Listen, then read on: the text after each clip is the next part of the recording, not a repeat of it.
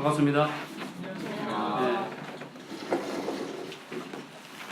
내일 인천 송도교에서 북한 선교를 위한 연합 집회가 있습니다. 거기에 이제 가기 전에 오늘 저희가 이곳에 와서 낮에는 고려인들 대상으로 1시간 복음 말씀을 전했고 저녁에 이렇게 성도들 앞에서 교제할 수 있는 귀한 시간을 주셨습니다.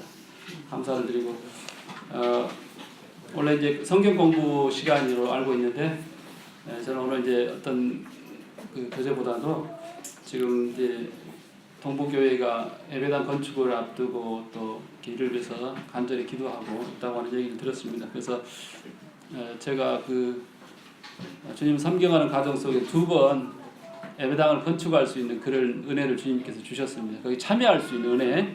그래서 그런 간증을 겸해서 또 성도의 헌신에 대한 부분에 좀 교제하는 것이 좋겠다 이런 마음이 들어서 오늘 교제하게 되었습니다. 우리 젊은 성도들도 계시고 학생들도 계시고 그런데 믿음으로 또 잘 들으시면 유익하리라 생각이 되어집니다.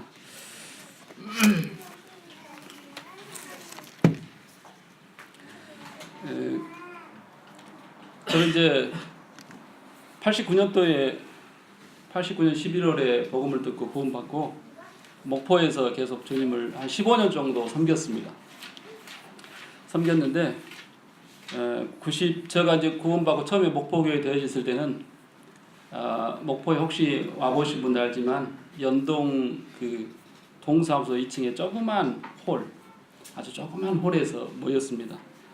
저는 이제 그 전에 상황을 잘 모르는데 나중에 듣게 됐을 때 목포가 한때는 굉장히 이렇게 부흥을 했다고 그래요. 많은 성도들이 모여서 주님을 섬기고 그랬는데 좀 잘못된 교리 이렇게 논쟁이 생기고 그러면서 대부분의 성도들이 다 빠져나가고 제가 이제 구원받고 모임이 더해질 때는 소수의 성도들이 모이고 있었습니다. 그렇게 시작이 됐는데 89년에 저희가 이제 예배당을 이렇게 이제 옮겨가면서 주님이 이제 도우시고 또 은혜 베푸셔서 영혼들이 계속 더해졌습니다. 그래서 어느 정도 이제 숫자가 차니까 함께 이렇게 한 곳에서 이렇게 모여서 주님 섬기는데 많은 어려움이 오기 시작했습니다. 그러니까 자연스럽게 이제 예배당 건축에 대한 얘기가 나올 수밖에 없죠. 그래서 이제 예배당 건축을 하게 됐는데 지금 이제 우리 동북의 성도님들도 그런 생각을 하실 것입니다. 야, 우리 지금 형편에 이 성도들 뭐 특별하게 사업을 크게 해서 큰 돈이 있거나 뭐 재력이 이렇게 여유가 있는 분들이 많지 않은데 거의 없는데 우리가 예배당을 건축한다고 하는 것이 결코 쉬운 일이 아니라는 생각을 다 하실 것입니다.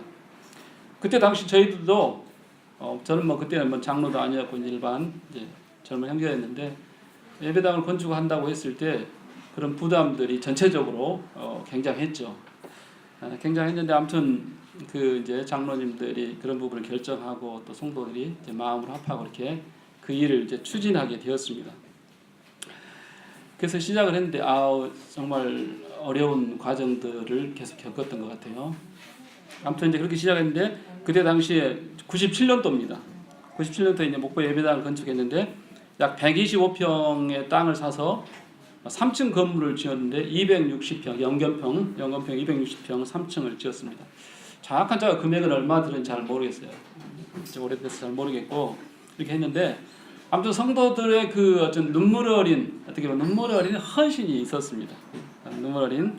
그래서 그 이제 그때 당시는 뭐 아파트를 가지고 그런 자기 집을 가진 분들이 거의 없었는데 아무튼 어떤 성도들은 자기 주택을 줄여서 전세로 가고 또 전세가 있는 성도들은 그 전세를 내놓고 또 월세로 가고 또 젊은 성도들은 마땅히 들을 것이 없기 때문에 그 결혼할 때 했던 뭐 이렇게 반지 또 폐물 그런 것들을 이제 팔고 그 다음에 또 이제 그 성도들 개인적으로 미래를 위해서 들었던 뭐 보험 같은 것도 있잖아요. 그런 것도 해야 하고 또 노성도들은 마땅히 이게 할 수 있는 것들이 없기 때문에 조금이라도 보태자 해서 들판에 보면 막 쑥을 캐러 다니고 그랬습니다.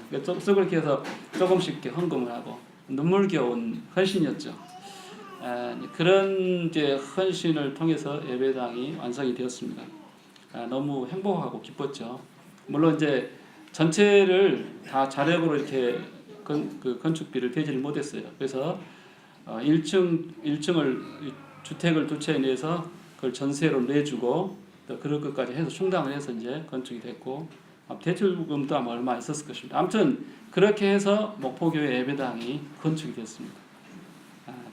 눈물겨운. 그리고 저는 2005년도에 해남으로 가게 되었습니다. 2005년도에 전임 사역자로 이제 부름을 받고 청거를 받아서 해남으로 가게 됐는데, 그때 해남은 이제 시골 지역에서 조그만 아담한 예배당을 짓고 이제 섬기다가 읍으로 이제 이사를 하면서 제가 이제 가게 되었습니다. 그래서 제가 가면서 이제 건축이 시작되었죠. 그때 성도들 젊은 가정 4가정, 노성도 3가정, 그리고 다 합해서 한 20여 명 되었는데, 그때 당시로 그 땅값이 한 7천만 원, 그 다음에 건축비로 한 1억 정도 들어간 것 같아요. 그때도 어려웠습니다. 어려웠고, 저도 이제 전임 사업자를 가면서 제가 이제 전세금이 얼마 있었는데, 그 이제 건축하는데 다 드리고 이제 들어갔죠. 그렇게 해서 예배당이 건축이 됐습니다. 60평과 2층 4택 25평, 이렇게 해서 85평 예배당이 건축이 되었습니다. 그리고 이제 우리 해남은 건축하면서 약 2천만 원 정도의 대출금을 안고 했습니다. 그리고 또 몇 년 지나서 우리 또 교육관을 또 50평을 넓히게 되었습니다. 그때도 한 1억 5천 정도 들어갔는데, 그때는 우리가 전혀 빚을 지지 않고 교육관을 지을 수 있었습니다. 그리고 조금이 이제 주차장을 또 한 175평 정도 샀는데, 그때 한 3천만 원 정도 소요돼서 빚을 지지 않고 이렇게 했죠. 이런 그 일련의 과정들을 2번 이제 겪으면서 우리가 주님 앞에 예배당을 건축하는데 헌신할 수 있다고 하는 것이 그 당시에는 굉장한 부담이고 어려움이지만, 이것을 우리가 잘 하고 났을 때 얼마나 그것이 우리에게 보람되고 축복된 일인지, 그런 부분들을 이제 많이 생각하게 되었습니다.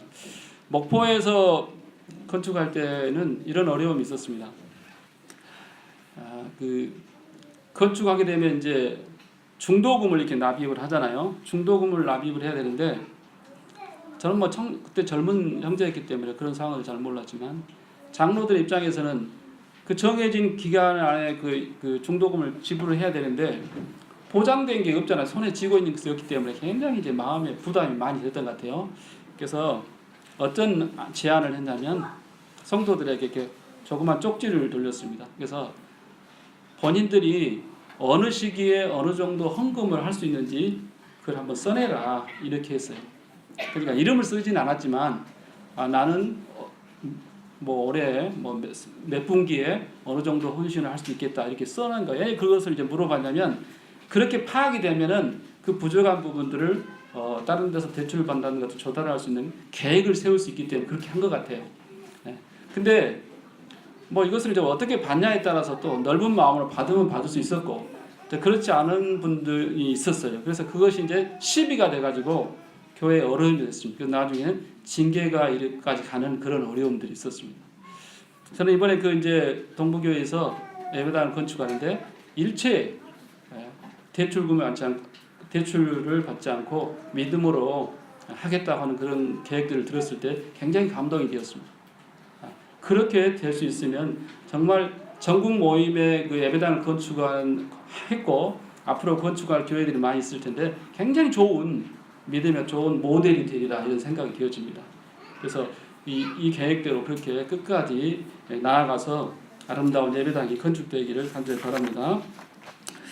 저는 이 그리스도인의 헌신, 특별히 예배당 건축과 관련돼서 그리스도 헌신과 관련돼서 이런 저는 분별을 갖고 있습니다. 교회에서 이제 장소가 비좁아서 예배당을 새로 건축하려고 계획을 세웠고 기도하는 가운데 이것이 주님의 뜻으로 받아들여졌다면 성도들 거기에 대해서 이제 아멘하고 받아들여서 추진한다면, 저는 그렇게 생각합니다. 이미 그렇게 마음으로 확정이 되고 교회의 뜻으로 정해졌을 때 주님께서는 이 교회에 이 예배당 건축할 수 있는 필요한 재정을 이미 주셨다고 믿습니다. 이미. 그렇지 않다면, 전혀 준비가 되어 있지 않다면 주님께서 그런 뜻을 보이시지 않으리라 믿습니다. 우리가 그 출애굽기서를 한번 보겠습니다. 출애굽기서를 보면은 이스라엘 백성들이 400년 동안 종살이 하고 애굽에서 이제 출애굽에서 가나안 땅에서 나아갈 때 하나님께서 하신 한 가지 일이 있습니다. 출애굽기 12장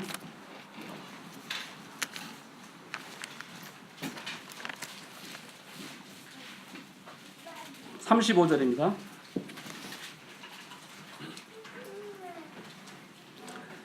출애굽기 12장 35, 36절 제가 읽겠습니다. 이스라엘 자손이 모세의 말대로 하여 애굽 사람에게 은금 패물과 의복을 구하며 여호와께서 애굽 사람들에게 이스라엘 백성의 은혜를 입히게 하사 그들이 구하는 대로 주게 하심으로 그들이 애굽 사람의 물품을 취하였더라. 이 취하였더란 말 단어에 일이 표시되어 있는 나나주에 보면은 뭐라고 되어 있냐면 약탈의 뜻이 있습니다. 약탈, 강제로 취했다, 그런 의미도 갖고 있다고 하는 것입니다. 아무튼 하나님께서는 이스라엘 백성들이 400년 정도 종살이하고 모세의 영도 아래 이제 가나안으로 갈 때 하나님께서 잊지 않고 한 가지 하신 일이 있는데 그것은 애굽 사람이 가지고 있는 모든 많은 은금, 폐물들을 이스라엘 백성들이 취할 수 있도록 하셨다는 거예요. 그것이 강제가 됐든 어떻게 됐든 간에 그 애굽 사람들의 마음을 하나님께서 움직이셔서 그걸 조금도 아까워하지 않고 이스라엘 백성들이 내주게 했다는 거예요. 내주게. 그래서 그들은 그것을 다 챙겨가지고 나올 수 있었습니다. 왜 하나님이 그렇게 하셨을까요? 저는 이제 가장 중요한 이유는 이스라엘 백성들이 광야에 여행할 때 성막을 지어야 했어요. 그죠? 성막을 지었기 때문에 성막에 필요한 모든 재료들이 광야에서 어떻게 구하겠습니까? 하나님께서 그때 딱 준비를 시킨 거죠. 또 그런 측면도 있고 한편으로는 이런 생각도 해봅니다. 하나님의 백성들이 이스라엘에서 400년 동안 종살이 했어요. 종살이. 그러니까 하나님은 그들을 그저 빈손으로 보내지 않았고 그들의 수고한 것을 그들은 받을 생각을 전혀 못했지만 하나님께서 그 수고한 것을 기억가지고 자기 백성들이 400년 동안 종살했는데 아무 대가도 받지 못하고 나오는 거 얼마나 억울해요? 주님께서 하나님께서 그렇게 하셔서 그들을 취하게 하셨다, 이런 생각도 해봅니다. 아무튼 이스라엘 백성들은 그것을 가지고 나왔습니다. 나왔죠. 그래서 이제 성막을 짓고 하는데 그 필요를 채울 수 있도록 미리 하나님께서 준비하셨습니다. 하나님이 준비한 자신의 계획과 자신의 일을 이루기 위해서 하나님께서 자신이 계획하시고 준비하신다는 거죠. 그렇게 하셨습니다. 그러면 이제 우리가 이런 부분을 생각할 때 우리에게 이 구원받은 성도들에게 필요한 자세라고 하는 것이 있는데 특별히 물질에 대한 바른 가치관을 우리가 정립할 필요가 있습니다. 물질에 대한 물질뿐만 아니라 우리 삶 전반도 마찬가지지만 특별히 물질에 대해서 그리스도인들은 어떤 가치관을 가져야 되냐? 저는 이제 해남교회 성도들한테도 그렇게 얘기합니다. 자, 우리에게는 모든 재물 소유는 내 것이 아니다. 내 것이 아니고 하나님의 것입니다. 그렇죠? 하나님의 것이고 우리는 뭐냐? 우리는 청직입니다. 이 청직이라고 하는 부분을 잘 이해하게 되면 물질에 대해서 우리가 굉장히 자유할 수 있어요. 물질에 대해서 굉장히 자유할 수 있습니다. 이 청직이라고 하는 것을 우리가 생각하지 못하면 물질에 대한 많은 시험과 어려움을 당할 수 있습니다. 우린 청직입니다. 고린도서 6장 19절에서 20절 보면은 너희는 너희 것이 아니라 값으로 산 것이 되었다, 이렇게 말씀. 자, 주님은 우리를 값으로 샀습니다. 예수께서 십자가 보이는 우리를 샀어요. 그렇기 때문에 구원받은 성도들은 우리의 모든 삶이 누구냐면 하나님께 속한 것입니다. 우리의 물질, 우리의 은사, 우리의 재능, 우리의 삶, 건강, 모든 부분이 다 하나님의 것입니다. 그렇죠?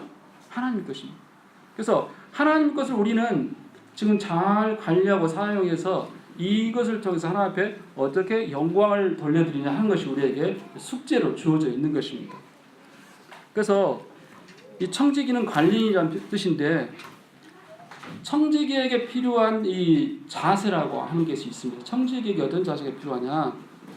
우리가 누가복음 18장에 보면은 불의한 청지기 얘기 나오잖아요. 나오는데 청지기에게 필요한 것은 이 내게 맡겨진 재물이 내 것이 아니라고 하는 걸 생각하면서 함부로 낭비해서는 안 된다는 거죠. 함부로 허투루게 써서는 안 돼요.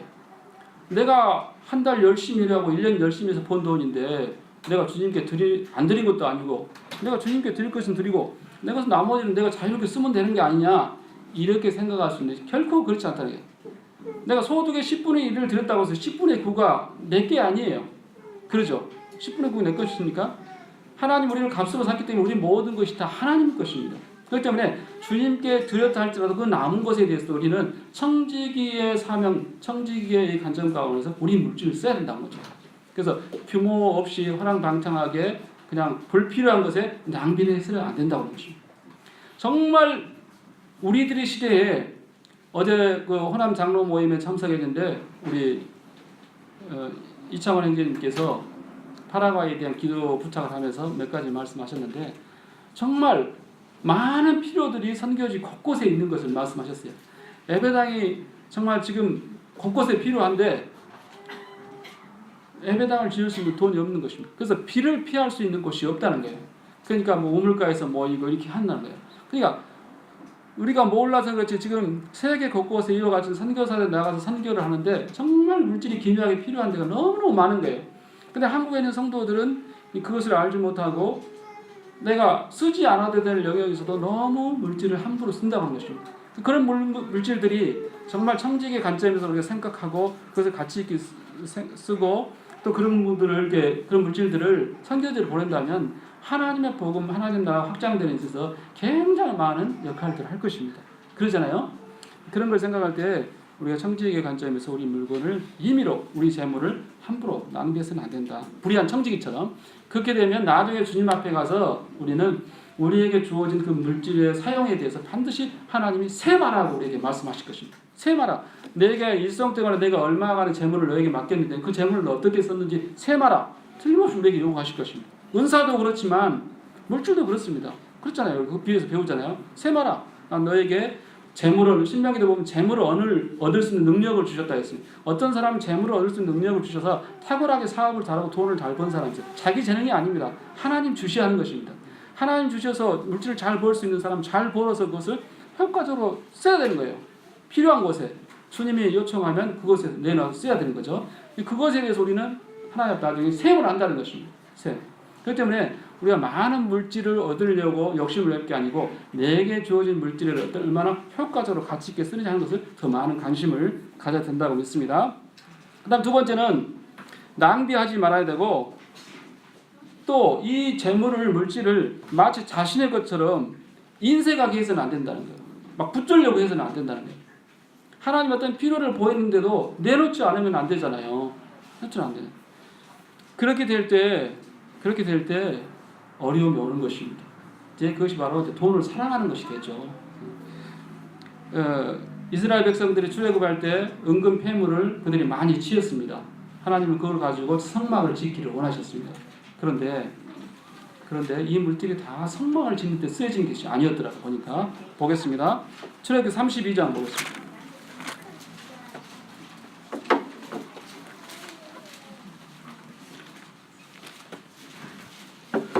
출애굽기 32장 1절입니다. 6절까지 제가 봉독하겠습니다. 백성이 모세가 산에서 내려오미 더님을 보고 모여 백성이 아론에게 이르러 말하되 일어나라 우리를 위하여 우리를 인도할 신을 만드라. 이 모세 곧 우리를 애굽 땅에서 인도하여 낸 사람은 어찌 되었는지 알지 못함. 아론이 그들에게 이르되 너희 아내와 자녀의 귀에서 금고리를 빼어 내게로 가져오라. 모든 백성이 그 귀에서 금고리를 빼어 아론에게로 가져오며 아론이 그들의 손에서 금고리를 받아 부어서 조각칼로 새겨 송아지 형상을 만드니 그들이 말하되 이스라엘아 이는 너희를 애굽 땅에서 인도하여 낸 너희의 신이로다 하는지라. 아론이 보고 그 앞에 제단을 쌓고 이에 아론이 공포하여 이르되 내일은 여호와의 절이니라 하니 이튿날에 그들이 일찍 일어나 번제를 드리며 화목제를 드리고 백성이 앉아서 먹고 마시며 일어나서 뛰놀더라. 이스라엘 백성들이 취했던 은금 폐물 그것은 성막을 위해서 하나님의 영광을 위해서 드려져야 될 제물이었습니다. 그런데 그것을 중간에 딱 인터셉트해서 이 금송아지를 만든 우상을 만드는 데 쓰여진 사람들이 있었다고 하는 것입니다. 하나님께 드려야 될 제물이 금송아지를 만드는데 쓰여졌다는 거예요. 놀랍지 않습니까? 자, 저는 개인적으로 그런 생각을 해봅니다. 우리가 주님이 지금 재림이 임박했다고 우리가 그렇게 믿습니다. 그렇게 믿고 받고 있는데, 자, 주님이 오늘이라도 오신다면, 내일이라도 오신다면, 자, 우리가 주님 앞에 헌신하지 못하고 남겨진 모든 재물들은 누구 것이 될까요? 누구를 위해 쓰여지겠습니까? 이 세상 사람들이, 사탄에게 속한 사람들이 우리의 모든 재물을 다 취할 것입니다. 그죠? 그것이 제때 주님 앞에 공급이 되고 들어졌다면 그것은 복음을 위해서, 하나님 나라를 확장을 위해서, 교회를 위해서 사용될 재물들이 우리가 그것을 어떤 경우는 낭비하고 어떤 경우는 인색하게 붙들고 있음으로 인해서 제때 주님 앞에 들어지지 못함으로 해서 우리가 가고 난 다음에 그것은 사단이 아주 희낙낙하면서 우리의 물질들을 사용할 것입니다. 그러면서 뭐라고 얘기했어요? 어리석은 사람들 많이도 남겨놓고 갔네. 이렇게 조롱하지 않겠습니까? 그것을 우리가 생각해보면 얼마나 억울할 일입니까? 분통이 터진 일이잖아요. 그죠? 그래서 우리가 이런 부분들에 대해서 우리가 청직이라고 하는 부분에서 깊이 생각해 볼 필요가 있다고 하는 것입니다. 예, 청지기는 관리인인데 우리가 창고 관리인으로 생각하면 주인이 오다를 내리면 이번에 차가 5톤 차가 갈 테니까 그 5톤 차에다가 뭐 얼마나 양의 물건을 실어 보내라. 그러면 출고 지시서 보면 어떻게 해요? 그 지시대로 해서 보내요. 그것이 관리인의 임무죠. 그런데 사장님의 지시와 상관없이 관련 없이 뭔데 이렇게 많이 싣고 가냐? 아니면 뭔데 조금만 싣고 가냐? 자기가 임의로 하면 안 되잖아요. 그죠? 그 사람이 제대로 역할을 하기 위해서는 그 보내온 그 지시서대로 오다대로 해야 되는 것입니다. 그것이 바로 충성스러운 관리인이죠. 그죠? 그래서 우리에게 주어진 하나님의 그 재물에 대해서, 물질에 대해서 저는 그렇게 생각합니다. 평상시에는, 일반적인 그 삶에 있어서는 주님은 우리의 믿음의 분량을 또 인정한다고 믿습니다. 그래서 어떤 분들은, 믿음이 약한 분들은 10의 1조를 드립니다. 그죠? 10의 1조는 기본으로 드는 거니까 드립니다. 그러나 우리의 믿음이 자라가게 되면 어떤 분들은 10의 1조에 머물지 않습니다. 10의 2조 드리고 3조 드리죠. 그렇게 돼야 되죠. 저는 그것이 옳다고 봅니다. 예를 들자면요. 우리가 100만 원을 한 달에 번다고 생각하면 100만 원에 11조를 드리면 10만 원을 드립니다. 그런데 그건 작은 것이 아니에요. 큰 것입니다. 그죠? 왜냐하면 90만 원 갖고 한 달 생활하기가 쉽지가 않습니다. 근데 우리가 또 이렇게 생각해 볼 수 있어요. 하나님 우리를 축복하셔서 한 달에 우리가 1000만 원을 번다고 생각해 봅시다. 그러면 1000만 원에 11조는 100만 원입니다. 그죠? 100만 원 드리면 금액은 큰 것처럼 느껴지지만 나머지 900만 원 내가 쓰는 것입니다. 그러니까 신앙 양심상 옳은 게 아니에요. 그죠? 우리가 900만 원만 가지고 생활할 만큼 그렇게 살 필요가 없는 거예요. 얼마든지 저축해서 쓸 수 있는 거죠. 근데 중요한 것은 드리는 사람이 11조 드렸다는 거예요. 그죠? 11조 드렸다. 똑같아요. 11조는. 100만 원에 11조나 1억에 11조는 똑같은 거죠. 그러나 선한 양심이라고 하는 것은 내가 최선에 쓸 수 있는 금액을 빼고 주님께 드리는 것이 옳잖아요. 그러면 우리 믿음이 장성함에 따라서 10의 2조도 3에서 드리는 것입니다. 이게 옳다고 봅니다. 그런데 이제 이것이 평상시 그러는 거고, 비상시라고 하는 건 뭡니까? 교회에 특별한 필요가 있을 때입니다. 어떤 특별한 집회를 한다든지, 그죠? 이번처럼 예배당을 건축해야 될 상황인 경우는 10의 1조를 얘기해서는 안 되는 거예요. 이때는 우리에게 큰 헌신을 하나님께서 요구하는 것입니다. 그러잖아요. 이럴 때 큰 헌신을 요구하는 거예요. 10의 1조를 드렸다고 해서 내가 책임을 다했다고 해서는 안 되는 것입니다. 이럴 때는 향유 옥합이 깨어진 것과 같은 큰 헌신이 우리에게 필요한 것입니다. 큰 헌신. 이렇게 될 때 주님의 일들이 이루어지는 것입니다. 주님의 계획과 일들이 방해받지 않고 이루어질 수 있는 거예요. 아까 제가 시작할 때 말씀드렸죠. 예배당 건축하는 것이 주님의 뜻이라면 이미 이 교회에 하나님께서는 그 필요한 물질을 주신 것입니다. 그렇게 믿습니다. 그러면 성도들이 그것을 믿음으로 받고 다른 사람 생각할 게 없어요. 자기 자신이 하나님 앞에서 내가 최대한 얼마를 드릴 수 있는 거 스스로 생각하면 돼요. 다른 사람 왜 의식합니까? 나만 생각하면 돼요. 그렇게 주님 앞에 드려야 한다고 하는 것입니다. 그리고 이와 같이 드릴 때 우리는 절대 인색함이나 억지로 해서는 안 됩니다. 그죠? 청직이다. 관리이다. 주님께서 더 많은 것을 요구하면 더 많은 드린 것입니다. 출애굽기 35장 보겠습니다. 이스라엘 백성들이 성막을 지을 때 어떻게 하셨는가 보겠습니다. 35장 출애굽기 20절.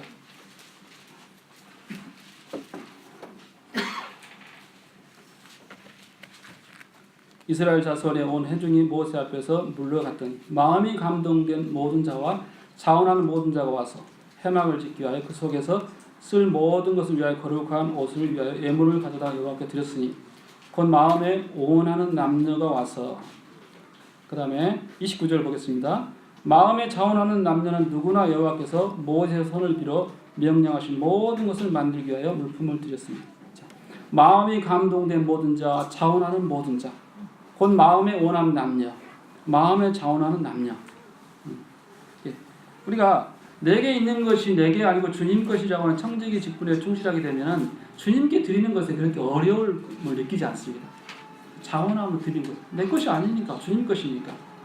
내가 주님 거 관리했다가 주님 주라 하니까 드리는 것입니다. 마음이 감동되고 자원하는 마음이 있게 되는 것입니다. 그렇게 하는 것이 올바른 헌신의 원리라고 생각이 됩니다. 36장도 보겠습니다. 옆에 2절에서 6절입니다. 36장 2절에서 6절. 모세가 부살렐과 오홀리압과 및 마음이 지혜로운 사람 곧 그 마음에 여호와께로부터 지혜를 얻고 와서 그 일을 하려고 마음에 원하는 모든 자를 부르매 그들이 이스라엘 자손의 성소의 모든 것을 만들기 위하여 가져온 예물을 모세에게 받으니라. 그러나 백성이 아침마다 자원한 예물을 연하여 가져왔으므로 성소의 모든 일을 하는 지혜로운 자들이 각기 하는 일을 중지하고 와서 모세에게 말하여 이르되 백성이 너무 많이 가져오므로 여호와께서 명령하신 일에 쓰기에 남음이 있나이다. 모세가 명령을 내리매 그들이 진중에 공포하여 이르되 남녀를 막론하고 성소에 드릴 예물을 다시 만들지 말라 하며 백성이 가져오기를 그치니 있는 재료가 모든 일을 하게 넉넉하여 남음이 있었더라. 얼마나 아름답습니까? 그렇죠? 얼마나 아름답습니까? 차고 넘치는 것입니다. 차고 넘치는 부족함이 없는 거예요. 주님의 원리대로 하게 되면 부족함이 없는 것입니다. 우리는 자원하의 기쁨으로 하게 되고 그것은 쓸 것이 넘쳐나고 얼마나 아름답고 유쾌하고 행복한 헌신입니까? 그잖아요. 하나님 이런 것을 바라시는 것입니다.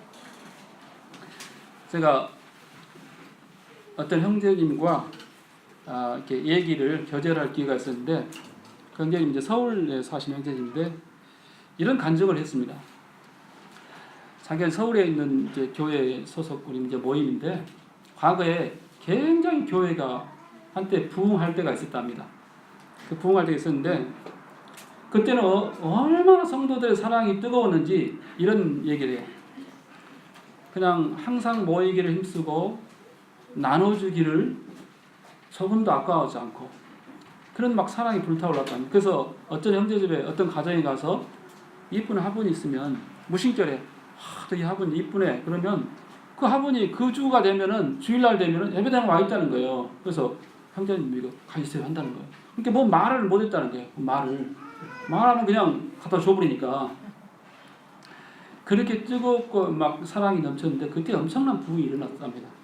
그런데 어떤 이제 장로 자매님이 그런 얘기를 했다고요. 젊은 성도를 모아놓고 야 우리 이제 대부분 그때 젊은 형제들이잖아요. 젊은 가정들인데 우리 모임의 형제들도 이제 미래를 위해서 이렇게 아파트라도 이렇게 하나씩 장만하고 그랬으면 좋겠다. 그런 얘기를 하셨답니다. 이제 그런 생각을 전혀 의식 가운데 안 하고 살다가 그런 얘기를 하니까 우리들의 그 미래를 위해서는 그런 것도 필요하겠다 하고 생각이 들지 않았겠어요? 그래서 어떤 형제님이 아파트를 하나 장만을 했답니다. 아파트를 장만하면 뭐 합니까? 집들이 하잖아요. 집들이. 그러니까 이제 젊은 형제들이 그 집에 이제 아파트에 집들이 간 거예요. 얼마나 좋아요, 그죠? 새 아파트인데 정말 기가 막히잖아요. 그러니까 이제 그 젊은 가정 형제 자매들이 거기에 마음을 확 뺏긴 것입니다. 그러니까 어떻게 해요? 서울에서 아파트를 장만하려면 어떻게 됩니까? 자기 돈으로 장만할 수 있습니까? 대부분은 대출을 크게 안고 하지 않으면 안 돼요. 그러면 대출을 안게 하게 되면 어떤 현상이 일어나냐면 대출 원리금을 갚아야 돼요. 그러면 형제님 혼자 벌어서는 대출 원리금을 갚을 수가 없어요. 그럼 어떻게 됩니까? 이제 자매님들이 직장을 나가야 되는 것입니다. 직업 전선에 뛰어드는 거죠. 그러다 보니까 젊은 성도들이 한 사람 두 사람 이제 아파트를 장만하고 또 이제 처음에는 형제님만 직장 생활하다 나중에 자매님들이 직장 생활하고 그러다 보니까 어떻게 됩니까? 교회 봉사하고 서로 성도의 상황에 교제를 나누고 이런 일들이 점점 희미해지는 것입니다. 그런 뜨거웠던 것들이 싹 식어져 버린 것입니다. 그리고 이 아파트의 대출을 갚으려면 1, 2년에 갚을 수가 없어요. 보통 10년, 15년 그 이상 걸립니다. 그러면 어떻게 됩니까? 우리가 정말 이 황금기에 하나님을 충성스럽게 섬겨야 될 시기에 뭘 섬기고 있냐? 아파트를 섬기고 있는 것이죠. 아파트가 우리의 섬김의 대상이 돼요. 아파트 섬기다가 우리 청춘이 다 가버리는 것이죠. 그 형제님이 그 간증을 했어요. 너무 그것이 자기는 마음이 아팠다는 것이죠. 그 얘기를 듣고 보니까 그럴 수 있겠구나. 저 같은 시골에 사는 사람들 그런 거 좀 덜합니다만은 강주에 사는 성도들 제 얘기를 들을 때 그럴 수 있겠구나 생각이 될 것입니다. 그렇죠? 그렇습니다. 아파트 섬기다가 우리 청춘을 다 보내면 되겠습니까? 그냥 디모데전서 6장에 먹을 것과 입을 것이 있으면 족한 줄 알라. 사도 바울은 디모데에게 그렇게 편지했습니다. 돈을 사랑하지 말고 먹을 것과 입을 것 있으면 족한 줄 알라. 이렇게. 거기에 물론 저는 죽어도 포함된다고 믿습니다. 어떻게 먹을 것과 입을 것 있으면 되겠습니까? 살 거처도 필요하겠죠. 기본적인 거 먹을 거 입을 거 거처할 곳 있으면 만족하지. 더 크고 더 넓고 더 화려한 곳 추구하다가 우리 인생을 황금기를 아파트 섬기다 끝난다 이 말입니다. 이건 하나님의 뜻이 저는 아니라고 믿습니다. 우리가 잘 아는 믿음의 조상 아브라함은 어디에서 거했습니까? 그 일평생을 어디서 거했습니까? 장막에 거했습니다. 장막 생활이 얼마나 불편한지 아시죠? 저는 군대에서 보병으로 있었기 때문에 텐트를 많이 치고 막 했는데 이 텐트가 날씨가 좋을 때는 그나마 어디 야외 간 그런 기분도 나요. 그죠? 군장 메고 다니다가 텐트 치고 하면 야외 간 것 같은데 어떤 훈련은 막 일주일 막 10여씩 할 때가 있어요. 그러면 어떨 때는 눈이 엄청나게 쏟아질 때 텐트를 쳐야 되기도 하고 어떨 때는 비가 억수로 쏟아질 때도 텐트를 치고 또 거두기도 해야 되고 정말 힘듭니다. 그죠? 이 텐트 생활이라고 하는 건 엄청 불편해요. 그래서 롯은 어떻게 했습니까? 그런 삶이 싫은 거예요. 안주한, 편안하고 안주한. 그 소돔성으로 들어갔잖아요. 그러나 우리의 그리스도의 삶은 성경은 나그네의 삶을 얘기합니다. 나그네의 삶. 그러잖아요. 이 땅에 우리가 영원히 있을 것 아니잖아요. 잠시 머물다 가는 곳인데 우리가 과도하게 이 땅에 너무 많은 것들을 투자하고 우리 마음을 뺏기는 일을 해서는 안 된다고 합니다. 그렇게 될 때 정작 우리가 주님을 위해서 헌신의 기회들을 놓쳐버릴 수 있다고 하는 것입니다. 출애굽기 25장 한번 더 보겠습니다.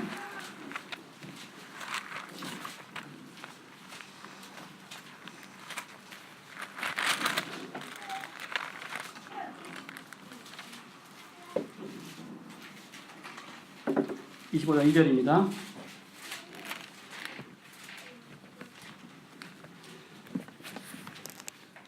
여호와께서 모세에게 말씀하여 이르시되 이스라엘 자손에게 명령하여 내게 예물을 가져오라고 기쁜 마음으로 내는 자가 내게 바치는 모든 것을 너희는 받을지니라. 기쁜 마음으로 내는 자가 내게 바치는 모든 것을 너희는 받을지니라.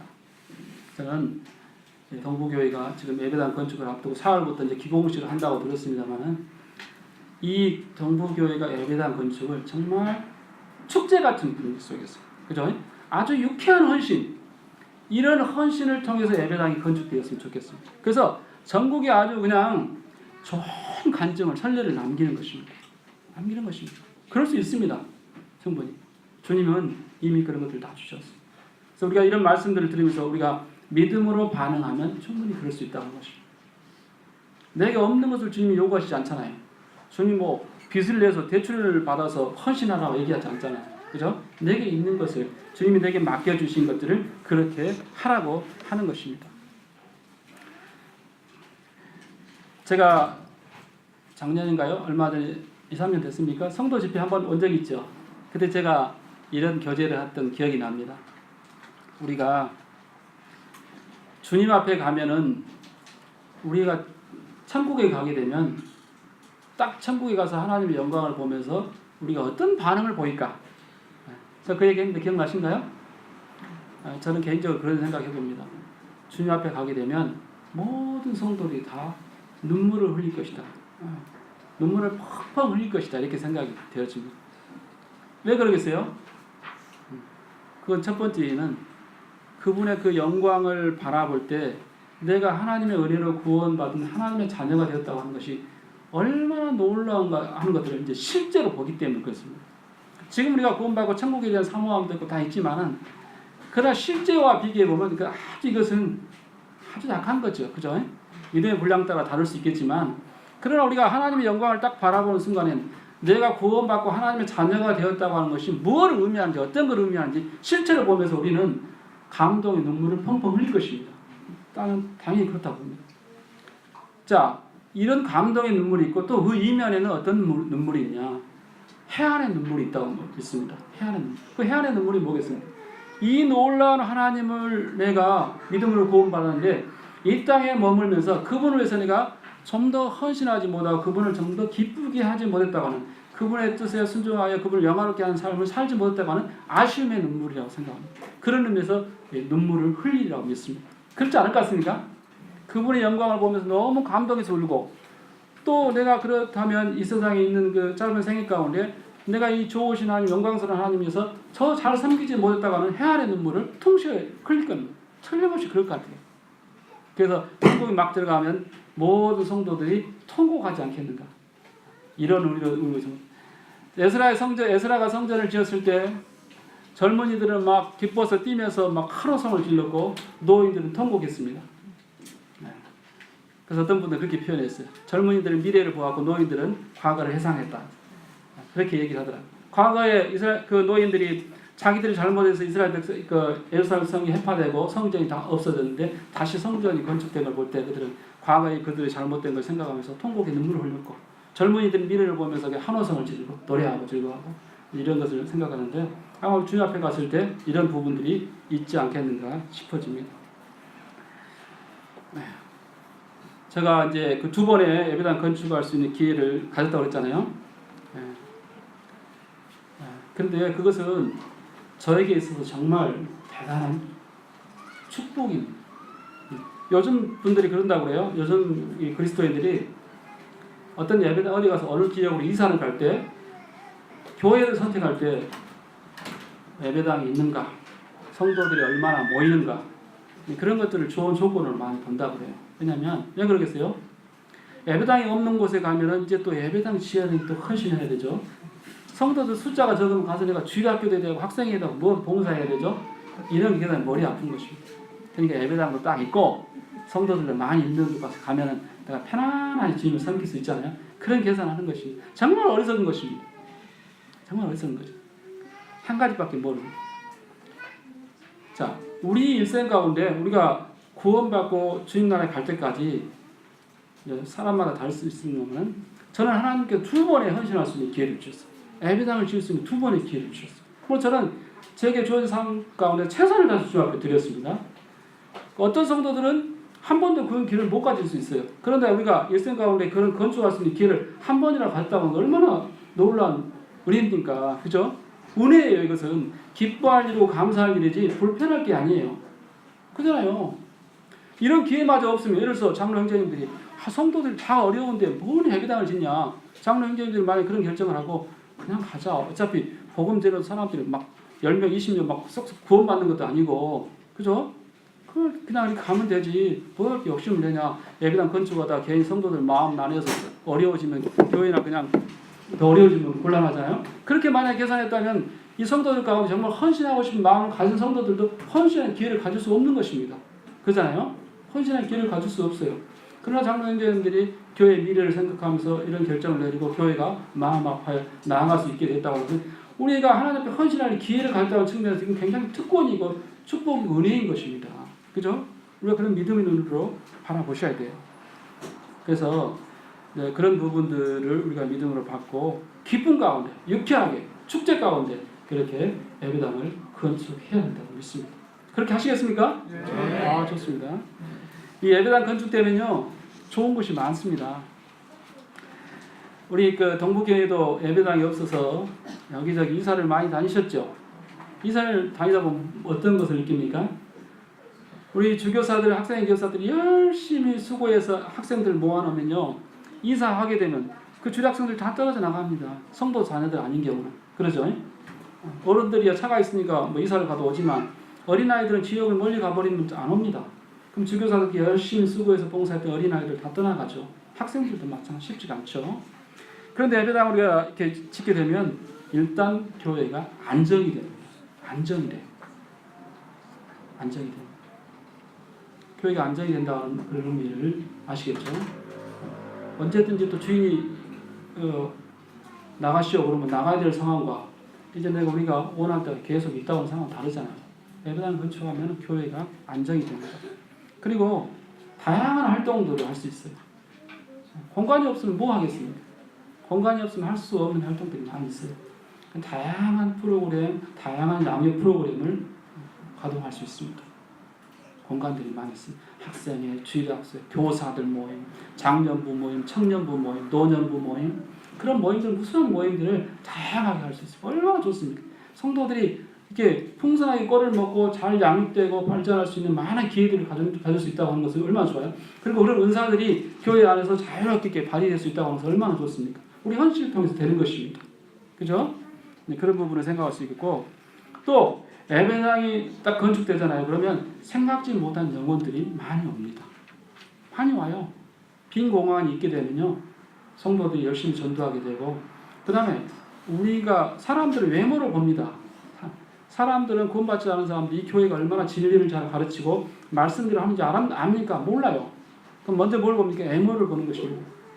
예배당이 그럴싸하게 이렇게 딱 모양을 갖추고 있으면요.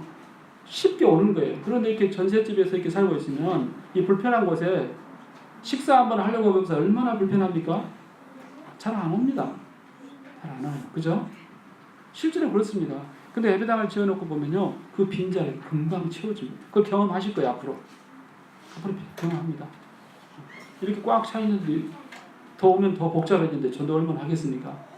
근데 빈 공간이 많이 있으면 열심히 전도하겠죠. 그리고 가장 중요한 것은 이 헌신에 대한 이 경험, 이건 돈 주고 살 수 없어요. 우리가 헌신해서 이 예배당을 지었다고 하는 이 경험은 굉장히 소중한 것입니다. 그리고 이것이 밑바탕이 돼서 나중에 더 큰 헌신도 준합할 수 있어요. 어떤 분이 이렇게 얘기합니다. 이렇게 헌신하면 주님이 헌신하는 것을 반드시 축복한다. 저는 그렇게 얘기하고 싶지 않아요. 그것이 사실이라도. 그렇지 않으면 어떻습니까? 그렇잖아요. 내가 이렇게 주님께 헌신했으니까 주님께 나에게 그대로 채워주실 거다. 안 채워주면 어떻게 해요? 안 채워줘도 상관없는 것입니다. 그죠? 채워줘도 감사하고 채워주지 않으면 우리 그걸 보고 하는 거 아니잖아요. 그죠? 근데 주님은 채워주셔요. 틀림없어요. 채워주지만 우리는 그렇지 않을지라도 주님 앞에 헌신하는 그 자체에 대해서 기뻐하는 것입니다. 감사하고. 그러지 않습니까? 다니엘의 세 친구가 그들이 사자국으로 들어갈 때 그리 아니하실지라도 우리는 우상에 절하지 않겠다 했죠. 그런 것처럼 우리는 주님이 우리 헌신하는 것에 보상해주지 않을지라도 저는 감사합니다. 주님을 위해서 우리가 헌신할 수 있는 기회를 주신 것 자체에 감사합니다. 이럴 수 있어야죠. 그죠? 그것이 옳다고 생각이 되어집니다. 여기 그 짧은 시간이었지만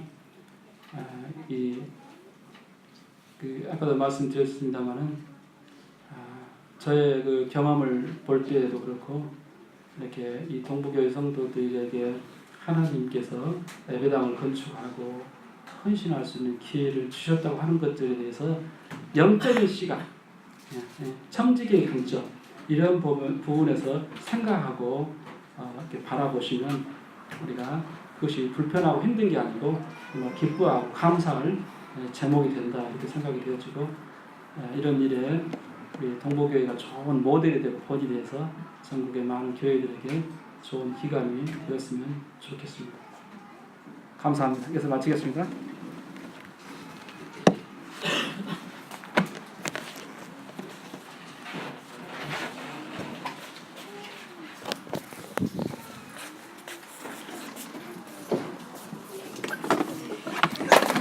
네.